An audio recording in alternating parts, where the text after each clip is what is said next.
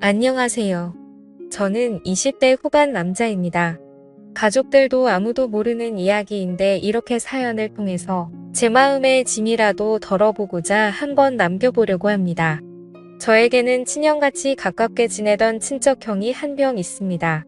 나이차가 얼마 나지 않지만 저보다 더 어른스러운 성격 때문인지 친척형을 옛날부터 잘 따르고 했었어요. 친척형이 결혼을 하게 된다는 소식을 전해왔고 명절날 결혼할 여자를 소개시켜준다고 당시 여자친구였던 형수님을 집에 데려온 적이 있어요. 형수님을 처음 본 그날에 저는 정말 그 자리에서 거품 물고 기절할 뻔했습니다. 왜냐하면 형수님은 당시의 가족들하고 떨어져 혼자 자취 생활을 하고 있던 저와 깊은 사이였던 여자였기 때문입니다. 결혼할 애인이 있다는 건 알았지만 그게 다른 사람도 아니고 바로 저의 친척형이라고는 정말 꿈에도 생각해 본 적 없었거든요. 형수님도 저를 보고 많이 당황했습니다. 눈동자가 떨리면서 제 시선을 피하려고 노력하더라고요. 온 가족이 모여있던 그날 형수님은 제 쪽으로는 고개 한 번 돌리지 못하고 있었습니다. 혹시나 제가 아는 척이라도 할까봐 자불안석 당황하고 있다는 게 제가 눈치를 챌 정도로 티가 났으니까요. 아무튼 친척형은 그날 저녁에 이제 여자친구도 집에 가봐야 하지 않겠냐며 형수님을 데리고 일찍 집에서 출발했습니다. 그리고 그날 저녁 잠들기 직전에 형수님에게서 문자 메시지가 한 통 왔어요. 제발 우리 관계를 비밀로 해달라고요. 저도 친척형의 행복을 바라는 사람이고 괜히 가족들 사이에서 시끄럽게 일 만들기 싫다고 그렇게 하겠다고 약속을 했습니다. 형수님하고 제가 만나게 된 건 제가 자취 생활을 하면서 대학교 졸업을 준비하던 당시였습니다.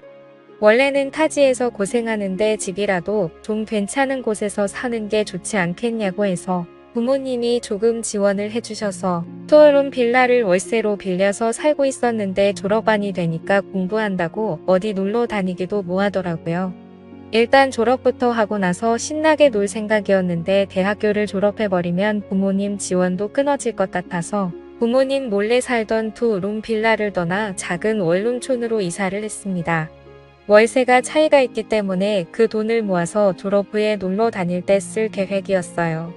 그 원룸촌이 학교 근처에 있는 게 아니라 지하철역 근처에 있던 곳이었는데 그러다 보니 대학생뿐만 아니라 혼자서 자취하는 직장인들도 많이 사는 그런 곳이었습니다.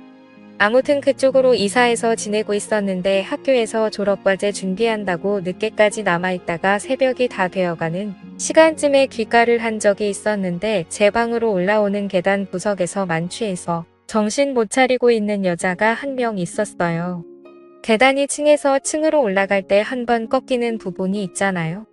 거기 구석에 쪼그려 앉아 있어서 저는 거기에 사람이 있을 거라고는 상상도 못했고 그 여자를 발견했을 때 머리로 얼굴을 가리고 앉아 있어서 비명을 지를 만큼 깜짝 놀랐습니다. 보통 그런 데서 사람이 있을 거라고 생각하고 계단을 올라가는 사람은 없을 것 아니에요? 술에 뻗어 있는 여자라는 걸 확인하고 놀란 가슴을 진정시킨 뒤에 그냥 지나쳐갈까도 했는데 당시에 워낙 뒤숭숭한 뉴스도 많이 나오고 해서 그냥 두고 갈 수가 없더라고요. 무슨 정의감 때문에 그랬는지는 모르겠는데 작은 센서등 하나로 계단을 비추는 작은 불빛이었지만 그 불빛이 그녀의 아름다움을 보여주기에는 충분했습니다.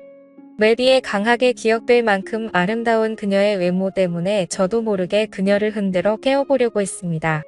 술을 얼마나 마신 건지 아무리 흔들어 깨워도 일어나지 않길래 포기하고 두고 갈까도 했는데 눈을 감고 있는 모습이 잠자는 숲속의 공주가 이런 느낌이지 않을까 하는 생각이 들 정도로 예뻐서 자리를 떠날 수가 없었습니다.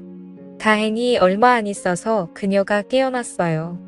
정신이 드냐고 물어봤는데 술 기운이 아직도 한가득인 건지 눈을 반쯤 개슴칠에 뜨고 있는 모습이 정신을 차린 것 같지는 않았습니다. 그러더니 갑자기 화장실에 가고 싶다고 하는 거예요. 그녀에게 몇 호에 사느냐고 물어봤는데 알려주지를 않아서 계단에다가 실수를 하게 만드는 것보다는 낫겠지 싶어서 그녀를 부축해서 제 방으로 들어갔습니다. 한참이 지났는데도 물 내리는 소리도 들리지 않고 화장실 문 너머 안쪽은 쥐죽은 듯이 조용하더라고요. 무슨 일이 있나 걱정이 되어서 조심조심 문을 열어서 안쪽을 살펴봤는데 다행히 별일은 아니었고 화장실을 가고 싶다던 그녀는 그냥 화장실에서 다시 잠에 들어 있었습니다. 원룸인데 화장실이 커봐야 얼마나 크겠어요. 그 좁아터진 화장실에 낑겨 있는 것처럼 옹색하게 잠든 모습을 보니 잠이라도 편하게 재워야겠다는 생각에 다시 그녀를 들쳐 업고 나와서 그녀를 제 침대에 눕혔습니다. 덕분에 침대까지 빼앗겨 버려서 저는 차가운 바닥에서 잠을 청해야 했어요. 다음 날 아침이 되고 나서 아주 한바탕 난리가 났습니다. 저도 피곤했어서 세상 모르고 자고 있었는데 그녀가 저를 걷어차더니 너 뭐하는 자식이냐, 여긴 어디고 나를 왜 여기에 데리고 온 거냐 하면서 소리를 고래고래 지르더라고요. 입고 있던 옷도 그대로고 정말 털끝 하나 건드리지 않았다는 건 누구보다 그녀가 더 잘할 텐데. 저한테 그렇게 나오는 꼴을 보니 제가 괜히 도와줬다는 생각까지 들 정도였습니다. 난리법석을 피우는 그녀에게 자초지종을 설명하고 제 방에서 잠들게 된 이유까지 설명해주니 그제서야 그녀가 미안해하면서 고개를 숙인 채 아무 말도 하지 못하고 있었습니다. 그녀는 그 원룸촌 근처 건물에서 사는 사람이었는데 술에 만취해서 건물을 잘못 찾아와가지고 집에는 결국 못 들어가고 계단에서 뻗어버린 거라고 하더라고요. 그녀에게 그래도 만난 게 저라서 다행이지 않겠냐고. 다른 사람이었으면 아주 큰일 날 수도 있었다고. 빈정대니 그녀가 또 고개를 숙인 채 아무 말도 못하면서 부끄러워하는데 술에 잔뜩 취해서 일어난 사람치고 그 모습이 너무 예뻐서 저도 그녀를 더는 괴롭히지 말아야겠다는 생각을 했습니다. 그녀를 집에 돌려보내고 나니 한바탕 난리통을 겪은 걸 생각해보니 그녀가 자꾸 생각나더라고요. 이 원룸으로 이사오고 나서 여자가 드나든 건 그녀가 처음이었고 은은하게 남아있는 그녀가 쓰는 향수의 잔향이 남아서 그런가 그날 내내 자꾸 그녀가 떠올랐습니다. 베개에 묻어있는 그녀의 머리카락 몇 가닥 때문에 제 방에 여자가 다녀갔다는 사실이 더욱 더 진짜처럼 느껴졌어요. 그리고 그 다음 날도 학교에서 밤늦게까지 있다가 집에 들어왔는데 이번에도 그녀가 계단에서 앉아있더라고요. 이번에는 술에 취한 게 아니고 한 손에는 비타민 음료 한 상자를 들고 있었습니다. 도와줬는데 그냥 모르는 척 하는 게 실례인 것 같았다고. 그래서 보답이라도 할 겸 해서 비타민 음료를 사서 저를 기다리고 있던 거예요. 제가 언제 돌아올 줄 알고 기다리고 있었냐 물으니 오늘 안 들어왔으면 내일이라도 다시 올 생각이었다고 하는데 그녀는 예쁜 얼굴만큼 됨됨이도 괜찮고 마음이 참 착한 사람이구나 하는 생각이 들었습니다. 그런데 그날 있던 일이나 사과의 문제가 아니고 이미 처음 만난 그때부터 그녀와 저는 서로에게 강하게 끌렸던 것 같습니다. 그날 서로의 연락처를 교환했고 그 뒤로도 그녀가 퇴근 후 저는 학교에서 끝난 후 둘이서 만나 데이트 비슷하게 식사도 같이 하고 영화관도 다니면서 시간을 보냈습니다. 그렇게 몇 번 밖에서 만나다가 식사도 언젠가부터 그녀가 직접 차려준 밥을 먹고 영화도 영화관이 아니라 한 명이 겨우 누울 만한 침대에 누워서 노트북을 사용해서 영화를 보고 그런 식이었습니다. 정말 자연스럽게 어느 순간부터는 매일 아침 같은 공간에서 아침을 맞이하는 연인 같은 관계가 되어 있었습니다. 서로 타지에서 느끼는 외로움을 달래주고 힘들거나 기쁜 순간을 함께 공유하는 그런 사이가 된 것이죠. 하지만 직장인인 그녀에 비해 저는 아직 졸업을 준비하는 대학생이었기 때문에 그녀와의 관계가 쉽지만은 않았습니다. 일단 금전적인 부분에서도 전부 그녀가 부담을 해야겠고 저도 졸업을 앞두고 있던 시점이었기 때문에 아르바이트를 할 만한 여유가 없었기 때문에 날이 갈수록 그녀의 부담은 더해져 갔습니다. 심지어 제가 졸업 후에도 계속 자취를 하고 있었는데 제 전공 과목으로는 취직이 당시에 엄청 어려운 상황이었어서 제가 졸업한 이후에도 그녀에게 금전적인 부담은 계속되게 되었습니다. 그녀도 사실 타지에서 올라와서 돈 아끼며 모을 생각으로 이 좁아터진 원룸 생활을 하고 있던 것이었기 때문에 그녀에게도 저와의 관계가 쉽지만은 않았을 겁니다. 그녀와 저는 정말 첫눈에 강하게 끌려 불같이 사랑했지만 그때 당시에 현실의 벽을 이겨낼 방법은 전혀 보이질 않았고 결국 자격지심에 찌든 저와 현실의 벽에 부딪힌 그녀는 서로가 행복하게 잘 지냈으면 좋겠다는 합의와의 이별을 하게 되었습니다. 마침 그녀에게 좋은 관계로 만나는 사람이 생길 것 같다고 이제 우리는 여기서 그만하는 게 어떠냐고 하는 말에 저는 질투심 때문인지 그녀에게 아무한테나 그렇게 마음 막 쉽게 주는 여자였냐고 심한 말을 하면서 마지막은 좋지 못하게 헤어지게 되었습니다.